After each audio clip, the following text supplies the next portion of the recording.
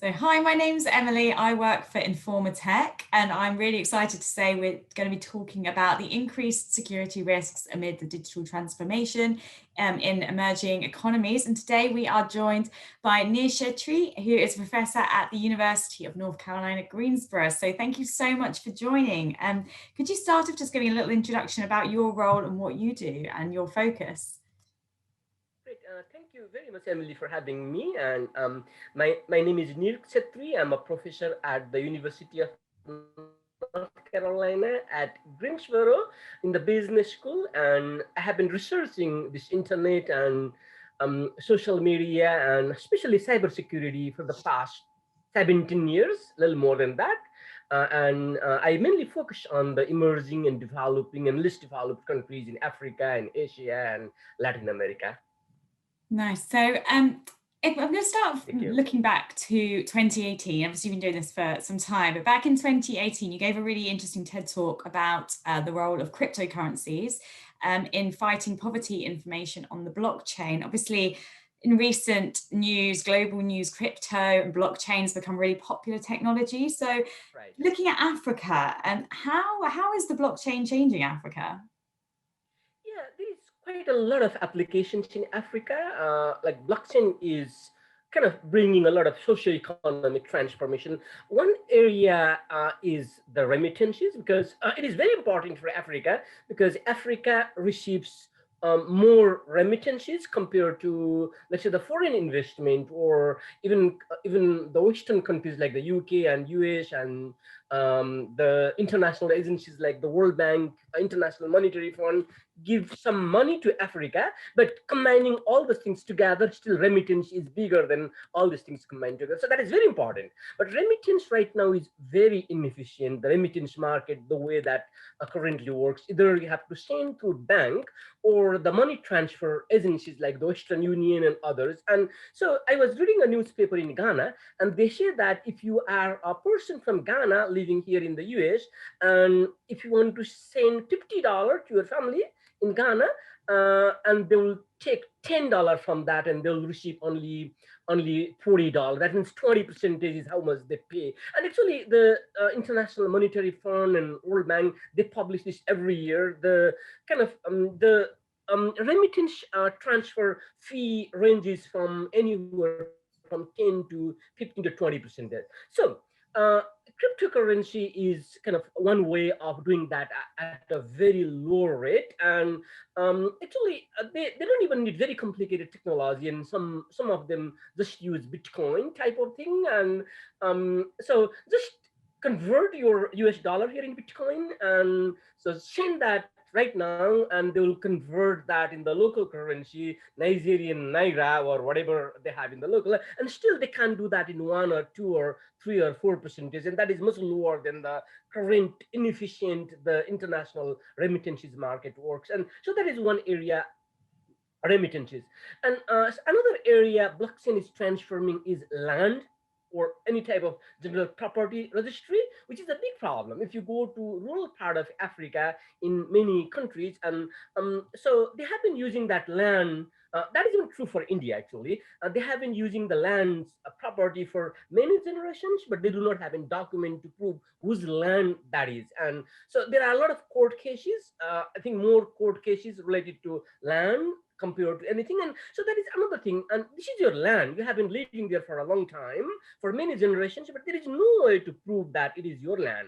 And that means people cannot go to a bank or financial institutions and use the land or property as a collateral and get money and do entrepreneurial things. So this is a big barrier. And many countries have started that. Ghana started as early as, I think, in 2017. Land registry is one project, and it is very simple.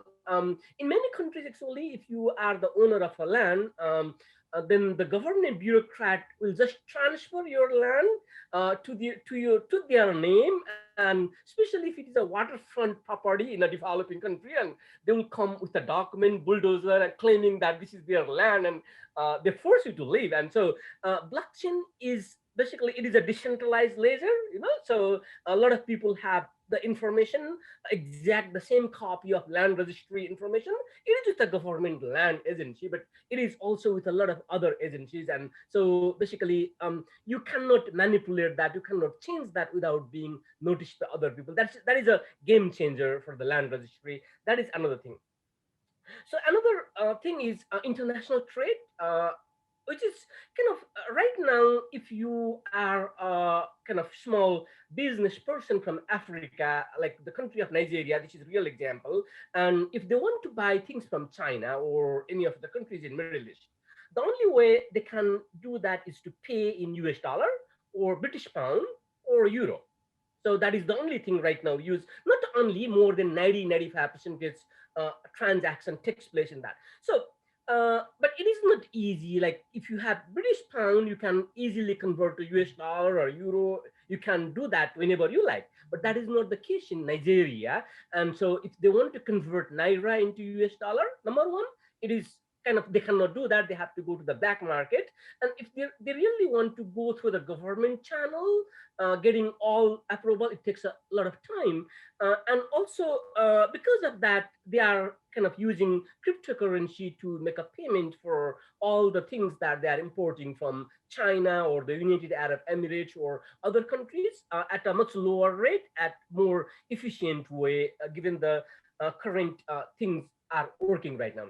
Maybe there are a lot of other things, and I'll just cover one more thing about blockchain. And another thing is the minerals like the cobalt and tantalum, or metal like diamond, which is a big problem because people have problem with the blood diamond that they buy from Africa. And so maybe there is a lot of blood diamond going on really, but there are some so-called clean diamond too. So how to prove that? If you consider a country like Sierra Leone, where more than 50% of people make their living by just doing mining, and they are doing kind of genuine things, spending a lot of their time, all the time, getting them some diamond, and they want to sell that. But there is no way for them to prove that the diamond is the clean one and there is no blood diamond involved. And so blockchain-based track solutions are being used to track that in the metal industry, like gold and diamond, and also mineral like cobalt or tantalum. So cobalt is used in especially in the electrical vehicles, or even your laptop or my cell phone. Everything pretty much uses cobalt, and 70% of them come from the Democratic Republic of Congo, and a lot of that mines are owned by not the Democratic Republic of Congo, but companies based in the UK or Switzerland, or mostly from the Chinese companies. And they pretty much, these mineral companies like the cobalt companies are doing pretty much anything to make money, and they employ children as young as 6 year old, and they pay like 60 cents a day, and the children have to do very dangerous work. And so there is really no way, and there is the kind of, there are a lot of regulations. Recently in the US, they have the law 2010, they call the Dodd-Frank Act, and that requires all the, not really requires, actually public companies have to disclose if they know their supply chain coming from the Democratic Republic of Congo or the neighboring countries. And the UK has the Modern Slavery Act 2015, and the European Union has I think Conflict Minerals Act started 2018. So all these require, they are hard laws. Not really, hard law is only in France, but these are soft laws. That means, okay, you are suggested to do that. Tell us, like if you know or if you do not know supply chain, but if the companies do not know, that is fine. At least they have to tell. And the idea is naming and shaming type of thing the government wants. So if I know that a company is not really clear, it doesn't know anything about the supply chain, as a consumer, I may not kind of buy the company's product. That is the idea in all these laws. So all these require these cobalt, kind of making sure that they are the ones coming from Democratic Republic of Congo do not employ child labor or do not fund kind of the local kind of those people overthrowing government type of those groups. And so I think blockchain-based solutions are being launched. There is one British company, Circular, and there are other consortium of car companies and battery companies and blockchain companies, they are working together to make sure that the cobalt that is being used in the electric vehicles or laptop or cell phone is a clean cobalt. And even they are using the satellite image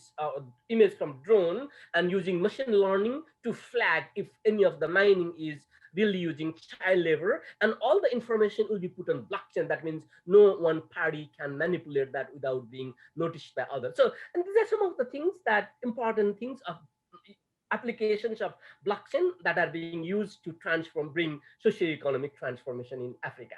I think I'll just stop the blockchain thing here. Thank you. Yeah, that's so interesting. Like across the supply chain, like across finance, wow, so much that the role of blockchain in Africa, particularly globally. But I guess a question then to ask is how, I mean, if there's so much kind of information you can't manipulate it, how vulnerable is it to hackers, particularly in Africa, but globally? Yeah, blockchain, nothing is really 100% secure, but that is, cybersecurity is one of the areas that have been working for a long time, more than 15, 17 years. What I can tell you is blockchain is more secure than any other things that exist today. And so this is a new technology, and there might be some type of that kind of vulnerabilities that the hackers can take advantage of. There are kind of little bit things going on, but this is more secure. And one thing is that if the hacker has to basically break your computer and manipulate the data, and exactly the same copy of data is in a lot of computers distributed all over the world, and they should be theoretically able to hack more than 50% of the computers to really their trick to work to manipulate the data. So the distributed nature of the things. And also a problem right now is my data has been stolen by these hackers, that is stored by a credit card company here in the US, Equifax, or my insurance company. And so all of them are hacked. But I don't really know when that was hacked, number one. Number two, they don't tell me actually. So if the hacking took place 3 years ago, and they might tell after 3 years that actually your personal data was stolen. So, but that is not the case in blockchain, because if there is any discrepancy, that is noticed by everyone in the kind of the blockchain network, and that makes it difficult for the hacker to kind of successfully attack you. And so and even if that is your computer is hacked, the exact same copies in a lot of different computers means I can still access the data. And so that is a problem with that is a problem that blockchain solves. Yeah, definitely. So obviously on the line of privacy and security, Africa's a huge continent. And obviously you're speaking at North Africacom, which is an event dedicated to Africa's digital transformation. What do you think are some of the kind of the key privacy and security issues from Africa's digital transformation that we're currently seeing? Kind of maybe some of the biggest ones we're currently facing. Right. A lot of people are just being connected to the internet, because they say that a lot of research has suggested that Africa will have about 1 billion internet users by 2022, by next year, and that is a lot of internet users.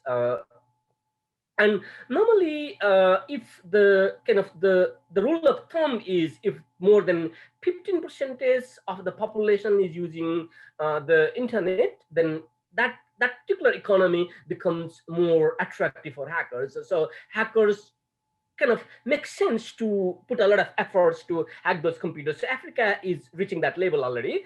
And also there are the new internet users. Those new internet users do not know a lot of things. And actually many people do not know about security and privacy. There is a problem, and they are the new internet users. And so they are not kind of a lot of concern and awareness about security and privacy is low. And so that makes Africa more vulnerable to hacker. And also there is kind of the software that I'm using in my computer, and so these are kind of up to date. And for example, this one is owned by the university, and whenever there is kind of any vulnerability, they immediately fix this. And so all those things, the kind of privileges that you and I have here in kind of more advanced countries. But in a lot of African countries, they use pirated software.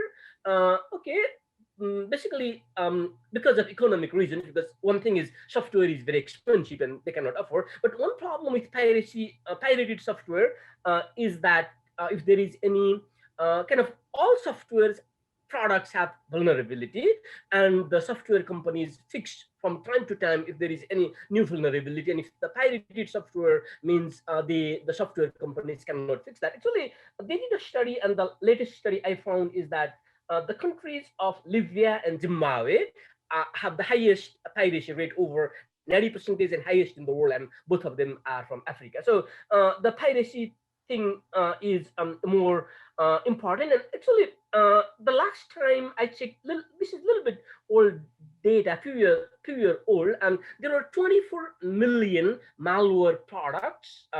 They were targeted specifically to Africa in 2017. So 24 million is a lot. And research from one of the research companies that was saying that Africa lost 3.5 billion with B US dollar to the cyber criminals in 2017. So already big, and the reason is, and also one more thing, the cyber crime targeting Africa is growing much faster than any other regions in the world. One thing is because the reason is the internet penetration level is currently low, and that is growing really fast. And so that is kind of low hanging fruit for hackers. You know, the unsecure computer, people are not kind of security consciousness is lacking, and all those things make them more attractive for hackers. So this is the thing. And also, so I think these are some of the important things about cyber crime that is targeting Africa.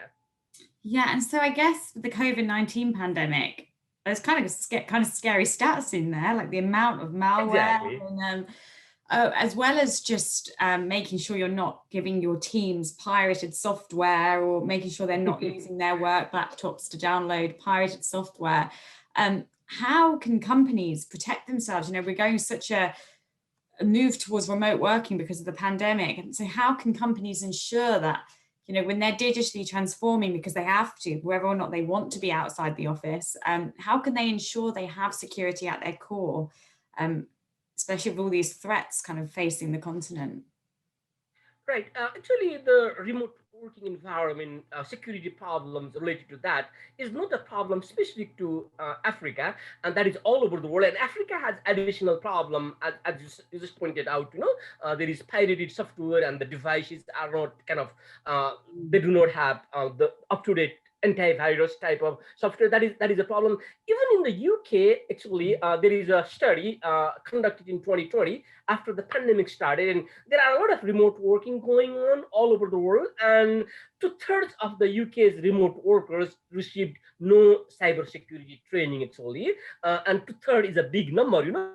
So yeah, I work from here, and I don't know, a lot of these US companies give their employees kind of training, cybersecurity training to work from home. And actually, the remote working is going on for a long time. You know, a lot of people work, and so pandemic just kind of accelerated that process. And so there is not a lot of training, and that further becomes worse if the devices are less secure in Africa.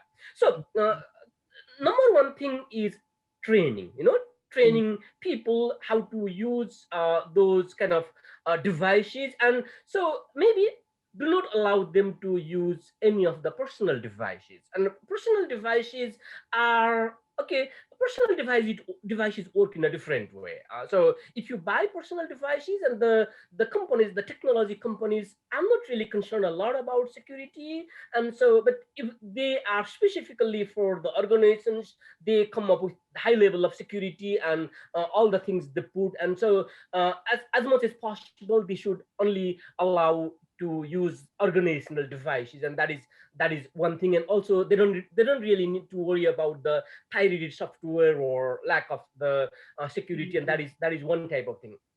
And also another thing is, you know, So they should be more aware about the privacy and security issues at home. And I might be using less secure Wi-Fi, or I might go to Starbucks or any public space and use Wi-Fi, and so they are not as secure as the Wi-Fi that is being used by the company. So that is another thing that the companies have to uh, think about. And also, so in my home, if I'm using a computer, and then maybe my family members might look at the information, and so they do not have really an intention to harm or intention to do bad thing, but still that is the privacy violation. Actually, the privacy laws like the GDPR require a company to report if that type of incident happens. So that is one thing that they need to consider. And also, in the real world setting, there is some type of social environment where before making any type of decision that kind of affects my cybersecurity, I might talk with my coworker, I might talk with my supervisor, and they might warn me that so this is not a thing that you should do. And so that type of thing, kind of the control mechanism doesn't exist at home. And so and then maybe the employees should be encouraged to tell or ask with their managers or supervisors or coworker if there is any suspicious type of activities are taking place. And those are some of the things that are important in the remote working setting anywhere in the world, more important for Africa. Yeah, definitely. And so it kind of goes down to a bit of everyone, tech companies, the policy, education, like everyone's kind of got a role to play in that. But what does a kind of, I'm going to say holistic approach, but like a fully rounded approach to security for companies and individuals in what's so commonly known as the fourth industrial revolution in Africa, but whatever you want to call it, what do you think is needed for a fully rounded approach to security that anybody could do when no matter how much money you've got to hand? What are the kind of them? Right. When you mentioned the fourth industrial revolution, it is a combination of a lot of technologies, kind of extension of the third revolution. And some of the main technologies involved include artificial intelligence and machine learning and the Internet of Things and blockchain and all those types of technologies. And looking at Africa again, by 2025, Africa will have about 300 million Internet of Things devices, for example, connected to the things, the agricultural or industrial or anything. And so normally these Internet of Things devices, not only in Africa, anywhere in the world, are kind of less secure compared to other devices, because these come from some type of industry verticals. They are not really concerned about security a lot. And Internet of Things devices are very cheap and they don't have a lot of memory. And so if I bought my $2 camera for my home, and so I cannot really think a lot about kind of having a high level of security in that. But there is a lot of kind of examples there are that the hackers recently are using all these hacking all these Internet of Things devices all over the world and using them to send kind of malware and virus and kind of launch the DDoS, distributed denial of service attacks, to many companies. And that is even more and more in Africa. So basically they have to make sure that all the devices are secure. And also more and more hackers these days are using artificial intelligence. And so basically the idea in artificial intelligence is that you have you have to pass some test, that if you want to search some website, if I go to my Google Scholar website, and so they might think that I'm not a real person using that, and so they ask me to kind of pass that test, different pictures and identify. But hackers, cyber criminals have found some machine learning thing to identify all those things correctly more than 90% of times. And actually, cyber criminal can even copy your kind of, if they find a lot of little bit your video and my video online, and based on that, they can even come up with some type of thing. Then maybe tomorrow I might be, you might be getting call from me, but that is not really me, and they can really copy exactly like my voice. And so actually there is already example that one British guy was kind of they used the machine learning thing to kind of influence German guy was calling to the UK person to send more than $200,000. They copied, imitated the kind of voice, and actually they were successfully getting that more than $250,000, and that disappeared. That went all over the world. So more and more these things they are copying, they are writing perfect email text to make sure that they can victimize people. So all of the things should be kind of developing more. And also they call the amplified effect, which means that, so if there is more data involved, because more and more data involved mean the impact of any type of cybersecurity breach will be even higher, compared to only a little bit of data, a lot of data involved. So all these kind of Internet of Things devices and artificial intelligence are being used by these hackers. And so basically making sure that the holistic approach means making sure that they not only take the technological measures like using antivirus software and all that thing, using secure computer, that is technological measure. And technological measure by itself is not really sufficient. It doesn't really do a lot of things to protect people's security and privacy. And so they also should think about the behavioral measures. That means kind of providing training to people, awareness about new types of breaches, and even simulating many companies simulate some attack, and to see that there is even the gamification type of software, and just to launch attack and see how many people pass and how many people fail, and if they fail, and kind of giving them training. So they have to do that type of thing. And more importantly, they do not really have, a lot of countries in Africa do not really have kind of security and privacy laws. And so the latest figure is that out of the 54 or 55 or 53, the way that how they count the African countries, I don't know. But what they say is, as of 2021, just a few weeks ago, I checked the latest data, and only about half of the countries have any privacy regulation. So that is the latest figure. About half of the African countries until now do not have any privacy regulation. So people's privacy is important.